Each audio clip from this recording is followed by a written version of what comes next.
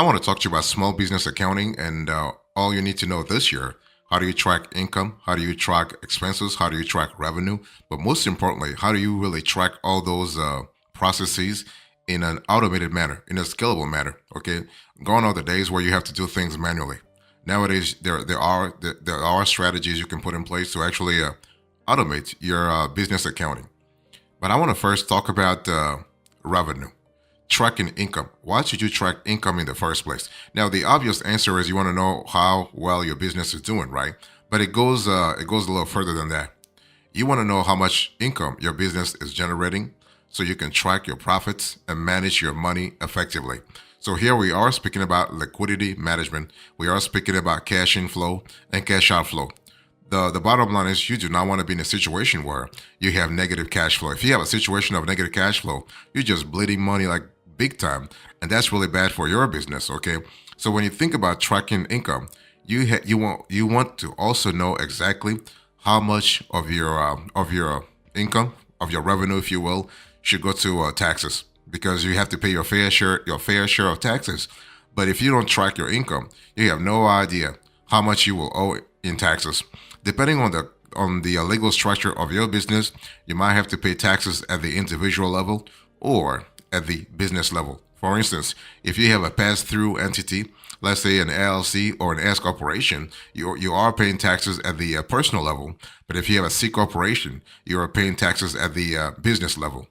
So there are actually two methods of tracking income.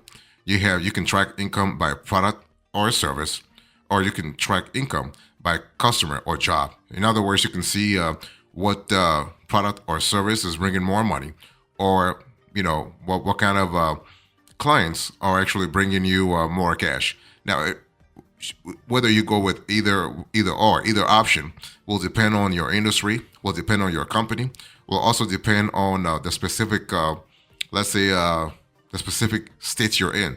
I mean, if you are New York, doing working in hospitality, maybe the situation will be different if you are in Illinois working in, let's say, healthcare services. So everything will depend on location as well. Very important.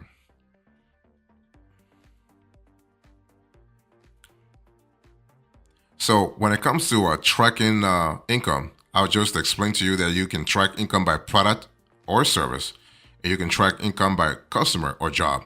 Now let's talk about expenses. Why track? Why tracking? Why should you track expenses in the first place? Right? It's important for your business to track expenses for several reasons. First, it really makes financial management and planning easier, right? If you're doing forecasting, if you're doing budgeting, you want to know your cash outflow. So expenses will account for your cash outflow. You want to know where money is being spent, allowing you for to have a clear idea about budgeting and cost control. So that's number one. Number two, expense tracking can help you in tax compliance. Detailed receipts are necessary for claiming deductions and credits when filing taxes, minimizing your tax liability. So if you want to really write off certain items come tax season, you better have a lot of proof, a lot of paperwork. You got to substantiate those write-offs, okay? Because if the IRS is really coming and knocking on your door, you do not want to be caught in a very costly audit, okay? Third, you have fraud detection. So if you regularly review your expenses, you can spot signs of fraudulent activity like duplicate or fake expenses from an unauthorized party. So that's number three. So number one, you want to really think about cost control. Number two, tax compliance. Number three, fraud detection. Number four, you want to really understand that you can know how to allocate your your cash outflow. So how do you earmark money for future opportunities? Where should you put your cash? Okay, where do you allocate your hard-earned money? That's really important. And one thing I want to say here is that if you don't know what's coming into your business, planning for the future becomes a tough job. So there are actually several methods for tracking expenses. You can open a dedicated business bank accounts and credit card to actually separate business and personal finances. You can make digital copies of receipts to eliminate paper clutter. regularly review expenses and put them into categories to actually get a better view of your outflows. You can use software to automate expense tracking and categorization. And you can also integrate software into your business bank accounts to automatically import transactions. Let me go a little further here. I mean, when it comes to categorizing expenses, you have a pretty important process for several reasons because you have a clear idea about where your cash is going, but most importantly, the timing of that cash outflow. Okay, so it's not just about the destination of the money, but it's also the timing of the money getting out of your business. What I want to say here is that what I'm saying has nothing to do with your location. If you're in the States, no problem. If you're overseas, no problem. You still want to categorize your expenses because no matter where you are at, you will be paying taxes. No matter where you are at, you would want to have a clear idea about which category of cost are sucking your money. Okay, and so by consistently categorizing your expenses, you can gain valuable insights into your company's spending and profitability. It also makes it much easier to generate financial statements you will need to do your taxes. So when it comes to financial statements, you actually have three primary financial statements to actually that you will need to do your taxes. You have your P&L, your profit and loss statement. You have your balance sheet. You also have your statement of cash flow. So that's important. Now, when I speak about expense categorizations, it's really it's all about your business. I mean, every business is different. Every setup, every operational setup is different. But what I've seen, what my team and I have seen in our research is that there are main expense categories that actually apply across the board. Doesn't matter what industry you're in. Doesn't matter what state you're at. Doesn't matter what kind of niche you're in. Okay, you are going to have operating expenses. You are going to have COGS, cost of goods sold. You're going to have marketing and advertising expenses. You are going to have payroll expenses, among others. Okay, let's quickly go through some of those. So when I speak about operating expenses, I'm speaking about the cost created by your business in its day-to-day operations.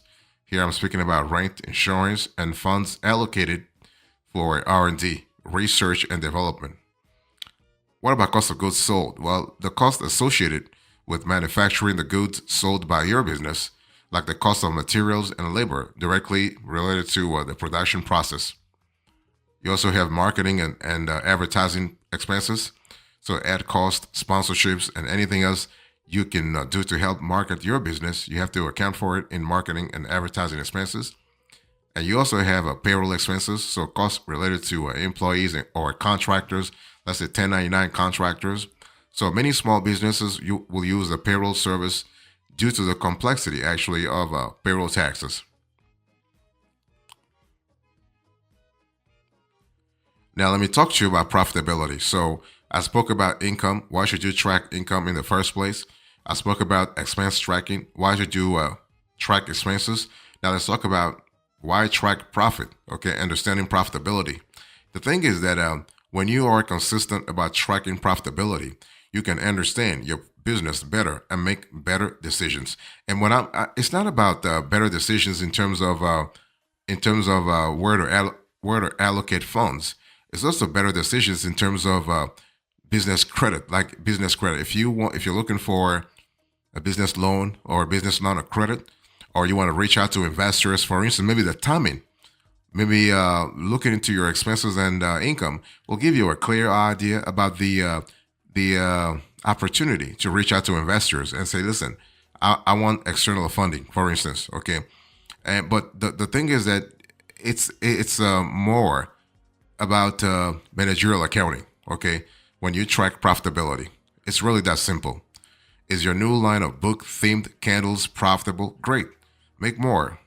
Are your porch swings too labor intensive to be worth it? Try simplifying the design. Tracking and understanding profitability helps you make those kinds of decisions and more, especially if you are doing the analysis on a consistent basis. If you're doing the analysis on a regular basis, if you're doing like there's a difference between tracking your profitability once a quarter versus once a month versus once a week. versus once a year. It really depends on your industry too. Some product cycles, some sales cycles, some revenue cycles, some expense cycles are longer than others. Okay. What about net profit versus gross profit? Let's quickly talk about that. So, as you are trying to think about small business accounting, and if you're thinking about expense and revenue, you have profit, right? But the thing is, when you think about profit, you have net profit and gross profit. Gross profit is the revenue you have left after paying for the cost of the services or products you sell. Net profit, by contrast, is what's left after paying all your expenses and taxes. So both are important for understanding your business's profitability and actually helping you make informed decisions. There are in some quarters you'll hear terms like EBITDA or like something similar. It's kind of related to a net profit or gross profit, if you will. Let me talk to you about cash flow management. So when you think about accounting for a small business, you have to after tracking income, after tracking profitability, after tracking expenses, you might also want to track cash flows. Okay, now cash flow tracking is not the same thing as income tracking. Why? Because income is not necessarily cash. Income comes from sales. Now, some sales might be on credit. In other words, you have the sales, you have the revenue in your books, but you don't have the cash associated with those sales because the customer hasn't paid you yet. Okay, so cash flow management is not just about chronology or accountability. It's also about scalability. Now, cash flow management actually forces you, if you will, to pay attention to cash payments as they flow in and out of your accounts. So many small businesses feel the limitations of cash flow. You're not the only one. If you're thinking that you're limited by cash flow, you're not the only one. Maybe you need to buy supplies for a job long before you'll get paid for that job. Or maybe you need to wait on a customer's 60-day payment cycle before they can actually pay their own bills, right? Maybe you can pay your own bills. 60 days, that's a lot of time. That's a lot of days, okay? So looking ahead at your upcoming cash flows helps you plan ahead so those kinds of situation don't take you by surprise. So when I speak about cash flow management, I'm speaking about a financial report called statement of cash flow. Sometimes you hear liquidity management, okay, but it's a cash flow statement or a statement of cash flows. So forecasting cash flow can also help you plan the best way to expand your business, knowing how much cash you will have available and when. Let me talk to you about a few strategies for improving cash flow this year. And those strategies don't have nothing to do with where you are at. They apply across the board. So you want to offer, that's important. You want to offer discounts for early invoice payments or impose late fees for overdue invoices. This encourages customers to pay you sooner. You want to make it easy for customers to pay by accepting credit cards, ACH, and online payments. You want to provide discounts for customers who prepay for products or services.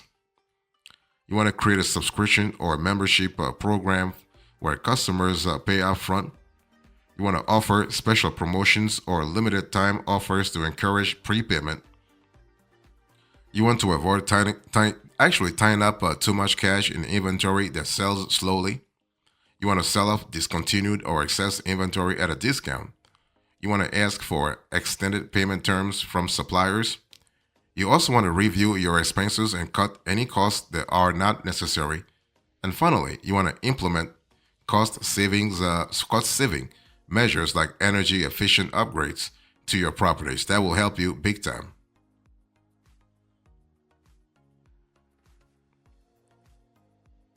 Let me talk to you about financial statements here. If you think about accounting for small businesses, you are going to talk sooner or later about financial statements, okay? So when I speak about financial statements, there are actually four financial statements, but usually in practice, business owners just focus on three. There are four. So you have income statement, balance sheet, cash flow statement, and you have another one called statement of cash flows. I'm sorry, statement of owner's equity. Okay, but the statement of owner's equity is not used that much in practice because part of owner's equity information is already part of the balance sheet. Okay, so when you think about income statement, sometimes you hear the terms statement of profit. I mean, you hear the term statement of income or income statement or profit and loss statement. So that's those mean the same thing. P&L, they mean the same thing. So an income statement focuses on the revenue, expenses, gains, and losses of your business during a particular time period, such as a day, week, month, quarter, or year.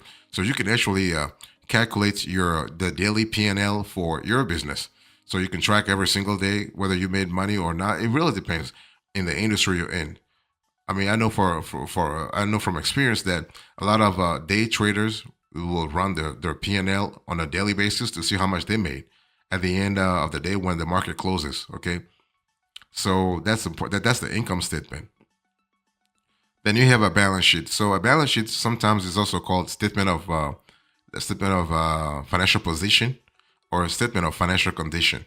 Okay, so this balance sheet shows you what your company is worth based on the value of your company's assets and debts at any given moment in time. So debts, obligations, or liabilities, they mean the same thing. So usually total assets equal debts plus owner's equity. That's actually the balance sheet equation. Finally, you have the cash flow statement. So a cash flow statement shows you how cash has been flowing into and out of your business. So you have cash flows from operating activities, cash flows from financing activities, and cash flows from investing activities. So if you have a typical cash flow statement, you're going to have those three categories: operating activities, financing activities, and investing activities. So again, everything I'm telling you here, you don't have to prepare anything manually. No. The cool thing is that most small businesses use accounting software to generate all three of these financial statements automatically. No need to really, get a PhD in finance or accounting to actually create those financial statements.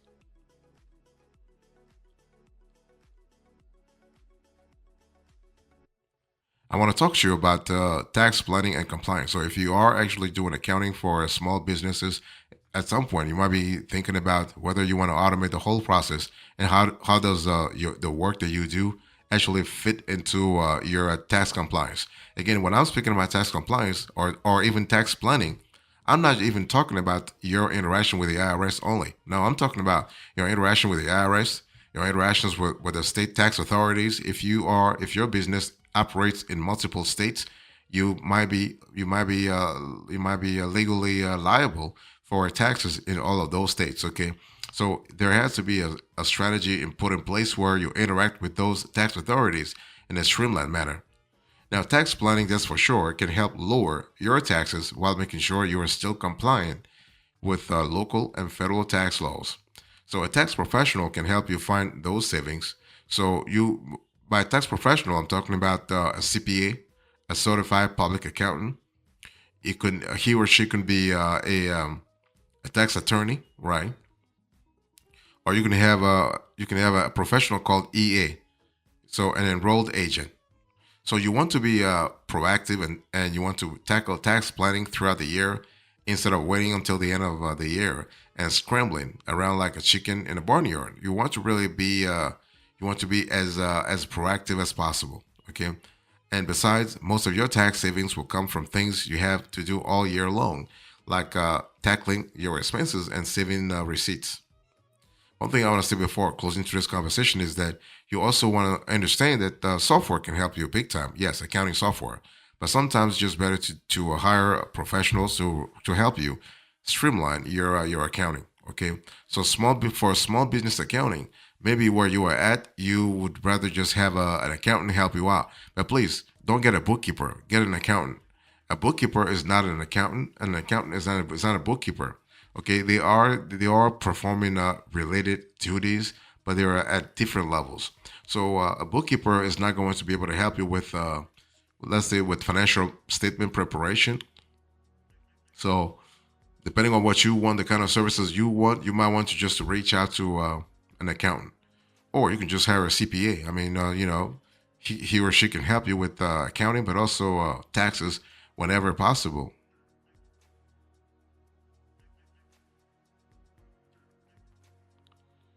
So when it comes to so in closure to this conversation, I spoke to you about accounting for small businesses.